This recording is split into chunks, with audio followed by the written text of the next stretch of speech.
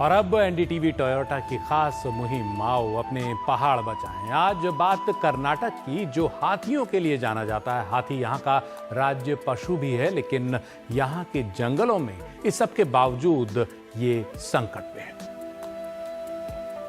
नमस्कार। दक्षिण भारत की प्रमुख नदी कावेरी के किनारों से आपको कर्नाटक के नजारे करा रहे हैं, जहां पर हाथी एक बहुत बड़ा आकर्षण का केंद्र होता है और देश के करीब 20% हाथी अकेले कर्नाटक में हैं। लेकिन थोड़ी देर में नदी की परली तरफ जाकर हाथियों के कैंप से आपको नजारे दिखाएंगे, कैसे इंसानों की सोहबत में आने के बाद हाथियों का जीवन प्रभावित होता है। जंगल की सुख सुविधाएं जो हाथियों के जीवन के लिए बनी होती है, यहाँ पर नहीं मिलती। मारपीट कर उन्हें त्योहारों की शोभा यात्राओं के लिए या लकड़ी उठाने की मजदूरी के लिए ढाला जाता है। ये कहानी है इंसान बनाम हाथी और उसका असर जंगल पर पड़ता है उसकी।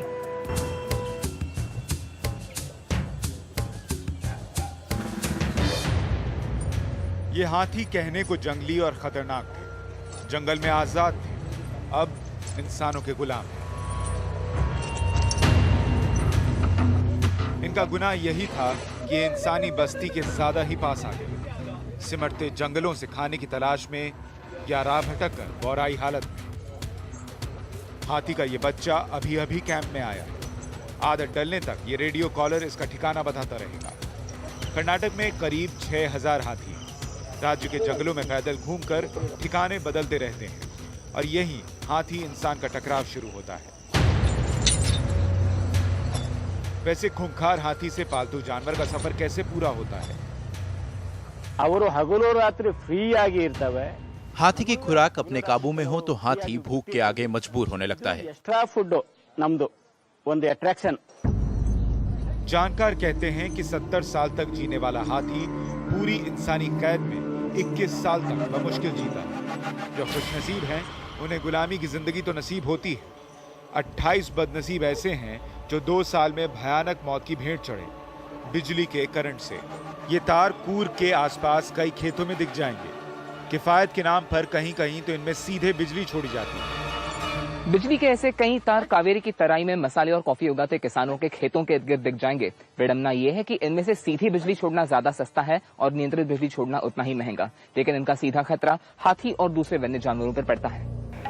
लेकिन यहीं पर ऐसे भी लोग हैं जो हाथियों को एक नई जिंदगी दे रहे हैं। प्रज्ञा चौटा शहर की जिंदगी से कुछ ऐसी उब गई कि कूर्ग के जंगलों में बिना बिजली के घर में हाथियों का कैंप बसाने आ गई। ऐसे हाथी जो कहीं इंसानी ज्यादती के शिकार रहे हैं। उनके मुताबिक हाथियों का ये हाल अंग्रेजों के आने के बाद हुआ। At least from the old school, they would see the elephant as a divinity and a malefic spirit. कम से कम प्राचीन काल में हाथी देवता जैसे माने जाते थे, लेकिन जब अंग्रेज आए तो हाथी ऐसा जीव हो गया जिसे नष्ट किया जाना जरूरी हो गया, ताकि आप ज्यादा पेड़ पौधों के लिए जगह निकाल सकें। और लोगों का नजरिया धीरे धीरे बदलना शुरू हुआ। प्रज्ञा ने असम के 2 हाथियों को यहाँ पनाह दी। अब मादा हाथी गर्भ से हैं तो एक नया हाथी सुरक्षित हालात में पैदा होगा। लेकिन हाथियों को एक जंगल से दूसरे में जाने में परेशानी हो रही है, क्योंकि हाथी कॉरिडोर में उनसे हादसे होते हैं और सिकुड़ते जंगल परेशानी बढ़ा रहे हैं। उम्मीद यही है कि जो शेरों के साथ हो चुका है, हाथियों के साथ न हो।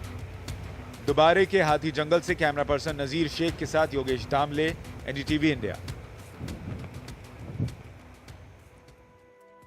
तो एनडीटीवी टोयोटा आओ अपने पहाड़ बचाएं की ये मुहिम दक्षिण भारत का सफर जारी रखेगी। अपनी राय और सुझाव आप हमें ईमेल कर सकते हैं hills@ndtv.com पर। फिलहाल खबरों का सिलसिला जारी रहेगा और इस मुहिम पर अपनी राय हमें भेजें hills@ndtv.com पर। हमें लिखें image of the day contest में भी हिस्सा लें। रोज एक बेहतरीन तस्वीर को मिलेंगे 10,000 रुपए।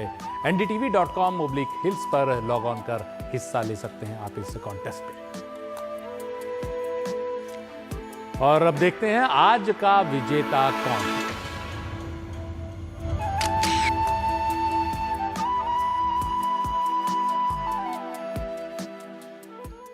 इस खूबसूरत तस्वीर को भेजा है एस सिन्हा ने, जो आज के विजेता हैं।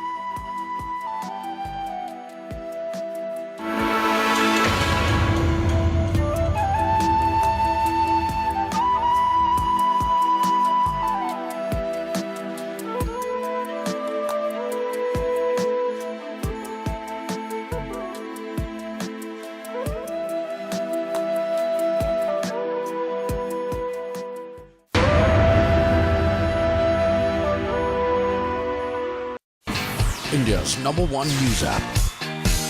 just got even better. Download NDTV's new app. Fully optimized for retina display. Full screen view. Faster response time. And Sudoku.